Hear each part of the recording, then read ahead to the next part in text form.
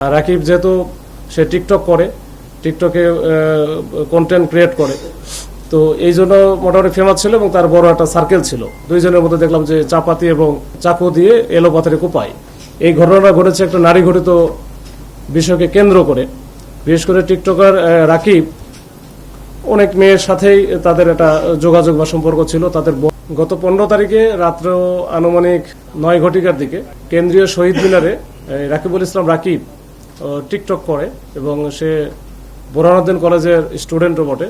তো সে যখন তার মোটরসাইকেল নিয়ে এসে পার্ক করে উপরের দিকে মানে বেদের দিকে যাচ্ছিল, তখনই কিন্তু এই ঘটনা ঘটে। আমরা সিসি ক্যামেরা ফুটেজ পর্যালোচনা করে দেখেছি যে এখানে মোটামুটি 3 থেকে 4 জনের মতো ছিল যারা এই হত্যাকাণ্ডে সরাসরি অংশগ্রহণ করেছে। তো পরবর্তীতে আমরা যেহেতু ওইখানে গুলির ঘটনা ঘটে এবং পরবর্তীতে গুলি করার পরে যখন সে রাকিব পড়ে যাওয়ার পরে দুইজনের মধ্যে দেখলাম যে চাপাতি এবং চাকু দিয়ে এলোপাথারি কোপায়। তো কুপিয়ে তখন যখন তারা পালিয়ে যেতে থাকে, তখন একজন রাফিন শিহাব নামে একজনকে ওইখানে স্থানীয় জনতার সহায়তায় পুলিশ কিন্তু একজনকে ধরে। তো ধরার পরে আমরা যেহেতু ওইখানে ভালো একটা ক্লু পাই যে একজনকে আমরা ধরতে সক্ষম হই, তো তার কাছ থেকে কিছু তথ্য পাই, যদিও সে প্রথম দিকে আমাদেরকে ব্যাপক মিসগাইড করেছে। তো পরবর্তীতে আমরা তার অন্যান্য ডিটেলসটা সংগ্রহ করে আমরা কাজ শুরু করে দিই। আমরা এবং আমাদের সিটিটিসি যে ডিএমপির সিটিটিসিও একত্রে আমরা কাজ করে আমরা মোটামুটি এই ঘটনার সাথে যারা যারা সম্পৃক্ত ছিল তাদেরকে শনাক্ত করতে সক্ষম হই। পরবর্তীতে ওই রাতেই আমাদের 2টা টিম চলে যায় খুলনাতে।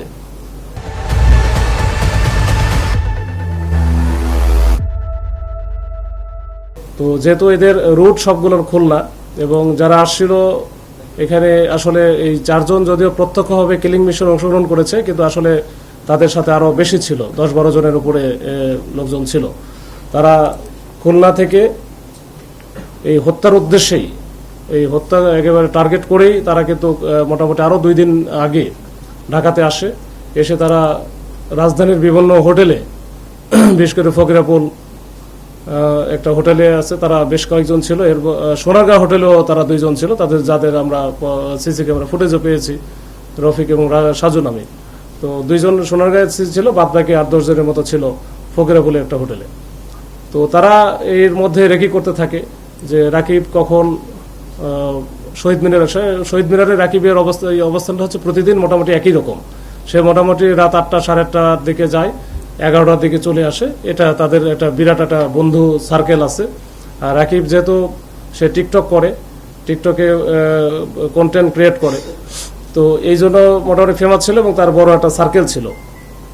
তো এইটা তারা মোটামুটি একটা রেকি করে নেয় এবং যেদিন ঘটনাটা ঘটায় 15 তারিখে, ওই দিনে কিন্তু তাদের যে প্ল্যান অনুযায়ী 4 জন সরাসরি থাকে আর বাদ বাকি যারা থাকে তারা হচ্ছে ব্যাকআপে থেকে এই কাজগুলো করে।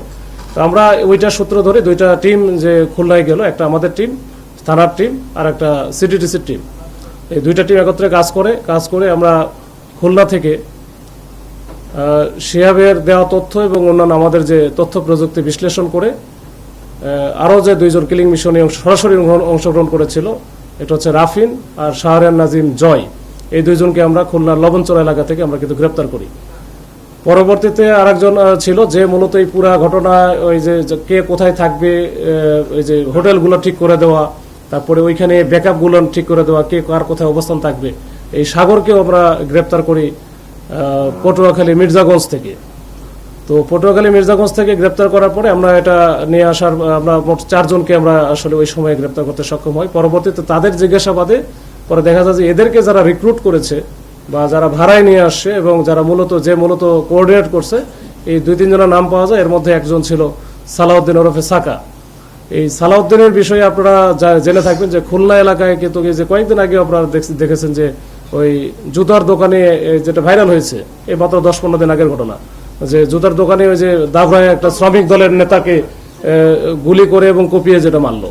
তো এটা হচ্ছে, এটা বলা যায় ওই যে গ্রেনেড বাবুর যে একটা বি কোম্পানি, এই বি কোম্পানির হচ্ছে যে কার্যক্রম। এবং এরা কিন্তু এখন আমরা যাকে ধরেছি, যার কাছ থেকে পিস্তল সহ উদ্ধার করেছি, এটা গোপালগঞ্জের কাশিয়ানি থেকে, সেও দুর্ধর্ষ সন্ত্রাসী, ওয়ান্টেড আর কি, নাম হচ্ছে সালাউদ্দিন ওরফে সাকা ওরফে সাগর। তো তাকেও ধরলাম। সে হচ্ছে মূলত ওই বি কোম্পানির একজন বড় ধরনের একটা দুর্ধর্ষ সন্ত্রাসী। তো যার কথা শুনলে ওই এলাকায় নাকি মাস্তানি, মানে ব্যাপক বড় মাস্তান আর কি, ওইখানে সবাই চুপচাপ থাকে আর কি। তো তাকে আমরা যখন ধরলাম, যে সেই বিষয়গুলো পুরা টোটাল বিষয়টা কোঅর্ডিনেট করছে। তো যাই হোক, আমরা মোটামুটি এখন পর্যন্ত 5 জনকে ধরেছি।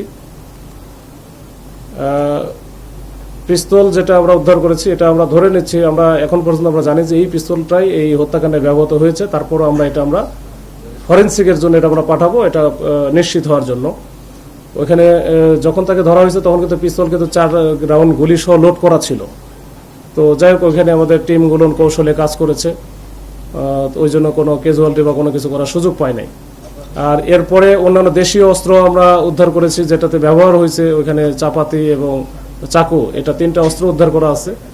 তো এই মোটামুটি বিষয়। আর এটার ঘটনাটার যেটা মূল রহস্য, মানে ঘটনাটার লিঙ্কেজ যেটা আমরা পেয়েছি মোটামুটি এখন পর্যন্ত, যে এই 4 জন, সালাউদ্দিন বাদ দিয়ে যে 4 জন আমরা এর আগে ধরলাম, যে শিহাব, রাফিন, জয় এবং সাগর, তারা কিন্তু সবই রিক্রুট করা বা এদের হচ্ছে ভাড়ায় নিয়ে আসা, এবং সবারই বাড়ি খুলনা অঞ্চলে। তো পরবর্তীতে এদের সাথে কথা বলে এবং আমাদের যে তথ্য প্রযুক্তি বিশ্লেষণ করে আমরা মোটামুটি একটা সামারাইজ আমরা করেছি। এটা আমাদের ধারণা যে এই ঘটনাটা ঘটেছে একটা নারী ঘটিত বিষয়কে কেন্দ্র করে। বিশেষ করে টিকটকার রাকিব অনেক মেয়ের সাথেই তাদের একটা যোগাযোগ বা সম্পর্ক ছিল, তাদের অনেক বড় ফ্রেন্ড সার্কেল। তো এর মধ্যে সে তো নিজে বিবাহিত, 2-3 বছর আগে মানে বিয়ে করেছে। তারপরও সাফা নামে একটা মেয়েকে মনে হয় 4-5 মাস আগে সে বিয়ে করে। এটা অনেকটা বাজি ধরে বা এরকম কিছু একটা শুনে তাদের বন্ধু বান্ধবের কাছ থেকে আমরা শুনলাম। আর আরেকটা মেয়ে আছে, তার সাথে একত্রে টিকটক করে, এটা হচ্ছে মুন ওরফে জান্নাত। এই মুন ওরফে জান্নাতের আবার হাজবেন্ড যে আছে সাজিদ, এই সাজিদের সাথেও ভালো সম্পর্ক ছিল তার আগের থেকেই। তো সাজিদ আবার ড্রাগ ডিলার এবং ড্রাগের ব্যবসা করে এবং খুলনা অঞ্চলেই তার বসবাস। এবং এই যে জান্নাত বা মনের সাথে তার যে সম্পর্ক, এটা হয়তো কোন পর্যায়ে গেছে এটা আমি হয়তো জান্নাতের সাথে কথা বলে আমরা বুঝতে পারবো, বা রাকিব তো বেঁচে নেই। তো এইটাকে হয়তো বা এই সাজিদ সন্ধ্যের চোখে দেখতো, বা এটা নিয়ে মনোমালিন্য না, এবং এই বেশ কিছুদিন যাবৎ সাজিদ কিন্তু তাকে থ্রেট করে আসতেছে।